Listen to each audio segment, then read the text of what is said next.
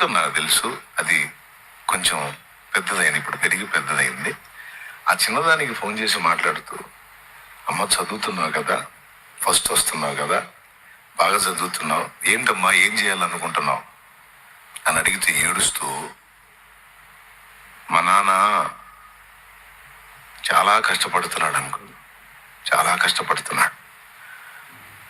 నేను చదివి ఉద్యోగం తెచ్చుకొని ఫస్ట్ మా నాన్నకి నేను సపోర్ట్గా ఉండాలి.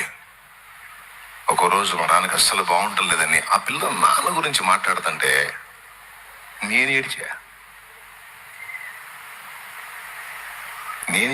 అది చిన్నదే, కానీ తన తండ్రి కష్టాన్ని గుర్తించి నాతో హృదయంగా కన్నీళ్లతో ఏడుస్తూ మాట్లాడుతుంటే,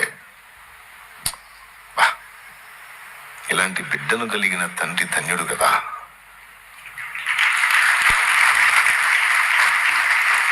మా నాన్న అలా అని తన తండ్రి కష్టాన్ని వర్ణించి చెబుతూ తను ఏం చేయాలనుకుంటుందో. నేను అన్నాను, మరి యవనస్తురాలుగా ఎదుగుతున్నావమ్మా, మరి నువ్వు జాగ్రత్తగా ఉండాలి, మరి చాలా మాటలు మాట్లాడావు అంటే, నేను తప్పుడు మార్గంలోకి వెళ్తే మరి నేను అనుకున్నవన్నీ ఎట్లా జరుగుతాయి? కాబట్టి నా చుట్టూ ప్రపంచం ఎలా ఉన్నా, ఏ స్థితిలో ఉన్నా, నేను యేసయ్యను బట్టి క్రమంగా ఉండి నేను సాధించి నాన్నకు సపోర్ట్గా నిలబడాలనుకో, నా కోసం ప్రార్థన చేయండి. నాకైతే ఎంత తృప్తి కలిగిందో, ఎంత హ్యాపీ అనిపించదబ్బా.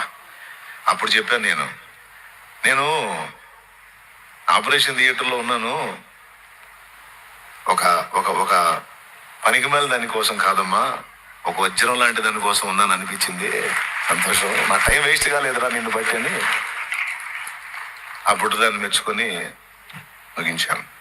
ఖచ్చితంగా ఏడ్చాను, కళ్ళలో నీళ్ళు వచ్చినాయి దాని మాటలకి.